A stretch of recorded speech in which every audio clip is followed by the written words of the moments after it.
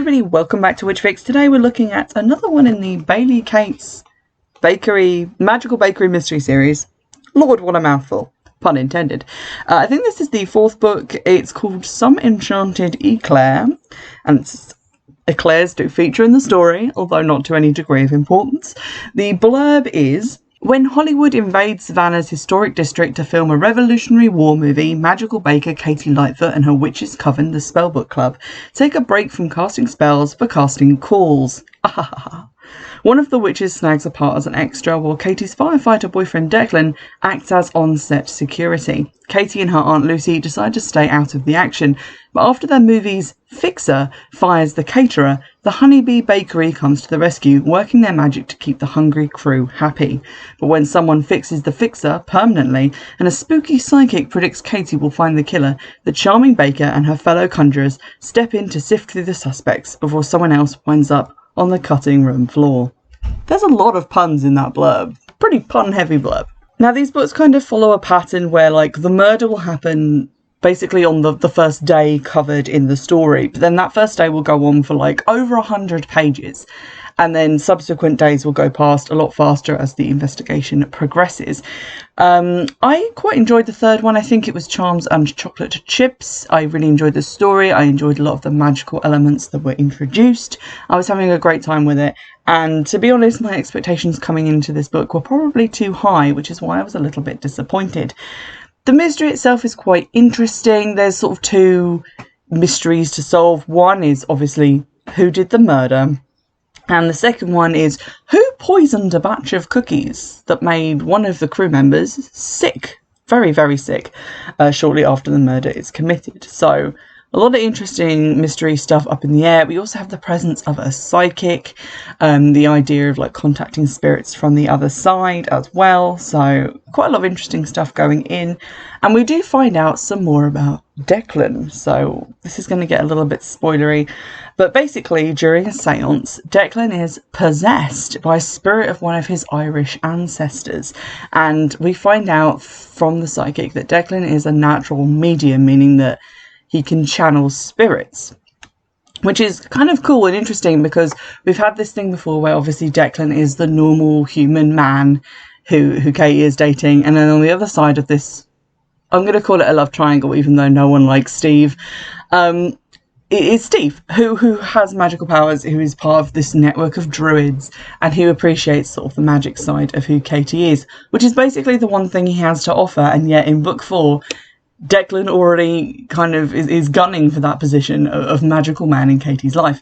Because we find out that although Declan has sort of not wanted to embrace this, by the end of the book, he's kind of accepting it, and although still not very happy about it, seems to be moving into a place that is more open-minded to this gift.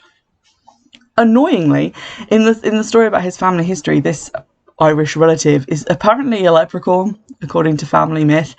Fun fact, I had a whole series of episodes where I went through my favourite and least favourite episodes from every series of the original Charmed, because I watched a lot of them when I was doing my painting and decorating of objects. And then I deleted them when I reformatted my computer because I thought, to be honest, I don't think anyone's going to be interested in these. Maybe I'll record them again if you guys would like me to do a series on the old school Charmed. But what I talked about in one of those episodes was how I disliked the introduction of other magical creatures. So for a while, it's just witches, warlocks, demons. And then it hit this sort of point just after Paige was introduced as a character. And I love Paige. She's probably my second favourite sister after Prue. But her arrival did sort of mark this turning point where suddenly we were dealing with mermaids and nymphs and valkyries and leprechauns. And it felt like it got a little bit silly and a little bit fluffy and not as kind of dark and interesting as it once was. So I already have this kind of, I'm not going to say anti-leprechaun vendetta, but they're not my favourite. And then this book comes along and is oh yeah, Declan's related to a unicorn. A unicorn? Now that would be something, but no, a leprechaun. And it kind of gave me a wobble. I was like, oh, please, God, no. Let's not have people fetching up in this town. Next book, I don't want to see a lawyer who is also a centaur. Let's just not go down this road. And it feels like by the end of the book that has been rolled back a little bit, and it's just like a little family joke because he was an older guy and very, very short. And they just thought he was a leprechaun in like a funny, jokey way. If it comes back and it is serious, I am like 90% done with the series. I cannot take it seriously if that is the case. But there we go. That was my first wobble. And unfortunately, the bigger wobble was I felt like the mystery story had done something that I really can't abide in mystery stories. And it kind of ruined my enjoyment. So I'm going to talk about that. There will be spoilers for the plot here. So basically, the murder in the book is the fixer, the sort of on-set manager, who's called Simon. And he gets stabbed in the back while setting up a wine and cheese evening. And he's found under a table by, you know, Katie and various other members of the cast. And then they go through everyone's alibis and work out where everybody was. And they kind of go through the different steps of investigating. And it's obviously implied by the blurb and a little bit implied by certain things in the story that this has something to do with this new caterer. And various secrets around that. Following various leads and looking at things like that. And I was sort of feeling it around. I was trying to find out who I suspected. And then the book did something that really annoys me when mystery books do this. And it's kind of like this fine line between misdirection, which is good. That's what you want in a mystery. You want, you know, people thinking, oh, it's definitely the caterer. And then wham, it's someone else. And the other side of that is just lying. And I think sometimes it is kind of hard to distinguish between the two. But, like, it's misinformation to have one of your characters go, like, someone would have to be able to hold their breath for an awfully long time, like, longer than humanly possible, to get to that diamond at the bottom of the lake. I don't know, I'm just spitballing here.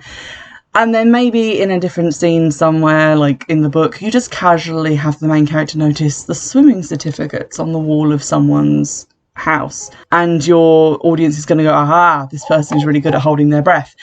But then maybe it's not them. Maybe we find out later that someone is secretly got an oxygen tank in their car. And there's some sort of hint about that later on, like maybe a receipt from a diving supplies place.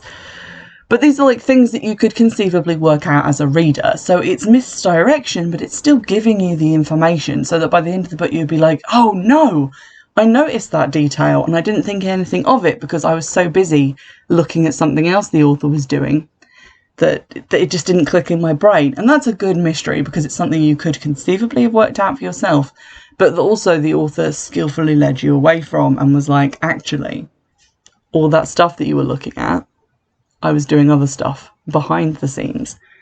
And this brings me to the lying. In the, like, terrible plot that I have just created to try and illustrate my point, imagine the same story. You know, you can't humanly breathe that long to get down to the diamond in this mythical lake. And then maybe we just, at the end, get told, oh, Jed was a scuba instructor. Or he was half frog the whole time. And that just comes out of completely left field and you're like, but you said definitively that Jed was a normal human man. And now you're telling me he's part frog. And there was never any like signs like maybe his bed was real slimy or he liked to eat flies. This is a weird novel that I've invented. But you see what I mean? You get to the end and it's like, nah, actually he's an alien from a completely water planet. And you're like, wow, that came from fucking nowhere.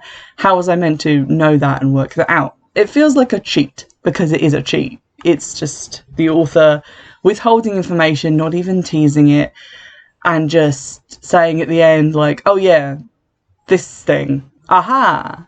Because it's kind of easy to surprise your reader with a mystery that you haven't told them all the details of at the end of the book. And this is what happened in Some Enchanted Eclair. Because on page 275, the concept of a memory wiping potion is introduced to the series for the first time. It's discovered in a small bottle that Katie finds while digging around the set. And she's like, this is a weird clear liquid in a bottle that smells funny. And then forgets about it for like a little while. But like she found it fairly close to this point. And I was thinking, okay, maybe this is what was put on the cookies that made everybody sick, because we had already been told it was a strong emetic, so like an actual thing that would make someone sick. Maybe this is what is being stored in this bottle. But no, we get told on page 275, actually, this is a memory potion. Which is not something that had been in the series before. We were aware of spells, we were aware of like putting cinnamon in cookies to make people lucky and successful. But the concept of there being actual magical potions with these kind of effects had not been introduced into the series. So how were we meant to know that that's what it could be? And I was prepared to let that go. It's like, oh, this is just a thing that's being introduced now. But it turns out to be not only integral to catching the killer, but also integral to the actual motive of that killer. So it turns out that one of the people who has had an alibi the whole book up until this point actually doesn't have an alibi. That alibi was created with judicious application of this forgetting potion that we didn't know was possible. So around page 267, which is like 10 or so pages before we find out about this forgetting potion, Katie goes to the cheese shop that's been mentioned all book as, you know, an important plot point with this whole like wine and cheese evening. The main actress on the film is obsessed with wine and cheese for a very odd reason. I don't know what to tell you. She goes to this cheese shop and talks to the cheese shop owner, who tells her basically the same alibi that this one guy had, which meant that he couldn't possibly have done the murder. And her daughter, or stepdaughter, is like, no, he wasn't. He wasn't here then. And her mum is just like, yeah, he was. And it seems like they have two completely different memories of the timing of these events. And then like 10 pages later, we find out, oh yeah, it's this forgetting potion. And it just feels like this is a bit of a cheat, because not only did we not know that this potion was something that could possibly exist in this universe, because it's not something we've really previously been introduced to as a thing. We were told at the beginning, here is this guy's alibi, and we've had no reason to question it for over 250 pages. So it feels like it has just been withheld from us until right at the end of the novel, where the author can just say, oh yeah, actually, he wasn't there, and he used a forgetting potion. And on top of that, like, the whole motive thing, like, obviously if someone has a motive, you can reasonably think of them as a suspect. His motive is essentially that the dead guy was a druid or witch who made this forgetting potion, and that's how he managed to fix all these situations that he's meant to have fixed for people. And that the murderer stole some of it when he was younger, and the dead guy was having a relationship with his mum. To make a girl at school forget a bad first impression that he had with her. But his mum accidentally drank it, and because he hadn't like given it a magical focus of like what it was meant to erase, it basically erased all of her memories of him. So she knew that he was her son, but had no recollection of like important emotional events and no like real emotional attachment to him. This is all revealed like super late stage in the game. So it's sort of like this sort of magical thing has been introduced, and it's not only how the crime was committed, but it's also why the crime was committed. And it just feels like a massive element has been kept out of the story. And I kind of sort of sat there after I'd finished reading it, and I was a bit disappointed, because I like to be able to work out at least some of what's going on, or at least have worked out what I think is going on and then be wrong. But the evidence that I was looking at was actually, if you looked at it slightly another way, really telling of who the real killer was. And this book didn't really give me the chance to do that. And I was sort of sitting there thinking, like, how could this have worked a little bit better? And I think maybe because we meet Simon the dead guy at the beginning of the book, when he's not Simon the dead guy, he's Simon the alive man. And he comes into the cafe to talk about them catering. And it would have been interesting if maybe we could have seen some evidence that this potion had been used on someone already. And then it could have been in the back of your mind, like, well, someone else already forgot something, so what's that all about? Maybe that could have been like a secondary mystery. Like maybe Kate has this kind of annoying, pointless neighbour who's just like there to be kind of cutesy and to have kids around, and I don't really like kids, so I kind of view her as an annoyance. But she just pops up occasionally to have pointless conversations with Katie about food, recipes, and child rearing. So maybe she could have like damage to the front of her car, and Katie could be like, hey, how did you damage the front of your car? And she could be like weirdly vague on what actually happened, and Katie could be kind of confused and concerned that her friend might be losing her marbles a little bit, or something a bit weird's going on. And then maybe she could notice that the back of the dead guy's car, or the front, or whichever, there is also some damage, and that maybe he was involved in this sort of prang with this local woman, and rather than get it on his insurance because maybe he'd been drinking, or maybe he had something to hide about where he was and where this accident took place, he could have just given her, said, okay, well, let's get a cup of coffee and talk about insurance, you look really shaken up, and given her some of this forgetting potion. And that could have been introduced into the plot in that way, and have the reader thinking all through the book, there's this weird thing going on with this guy who's dead now, but obviously something weird. We do find out he's a magic user later. Perfect time to bring up the fact that it might have been a forgetting potion. And then when it comes at the end, actually some of it was stolen and used to create a fake alibi, it doesn't come out of left field like he's a frogman, but more like the culmination of something that's been building in the plot. And then it would have felt a little bit more organic and a bit less like something had been just dumped on top of me at the end of the book, which was slightly disappointing. As for who I actually did think did the murder, I'd kind of worked out the cookie thing and who was responsible for that. We find out some information about the new caterer as well that makes it clear that although something is being hidden about them, it's not like a murderous secret, it's more like a secondary secret that is not tied into the main murder plot. So the guy who was the killer was actually one of my two suspects, the other being the director of the movie, who was just absent quite a lot, and because people weren't talking about him, I kind of thought maybe there was a reason for that. So it kind of annoyed me as well that I had this idea that it might be this guy, and I couldn't work out how or why he'd done it because of this thing that was being hidden from me. So that kind of tempered my enjoyment of the novel a little bit, and I hope it's not setting up a pattern for future books in the series, that this is going to be kind of more prevalent. It was kind of a shame as well, because there is interesting stuff brought up in this, not just the Declan thing, but some stuff about Franklin Tate, who was in, I think, Bewitched, Bothered and Biscotti.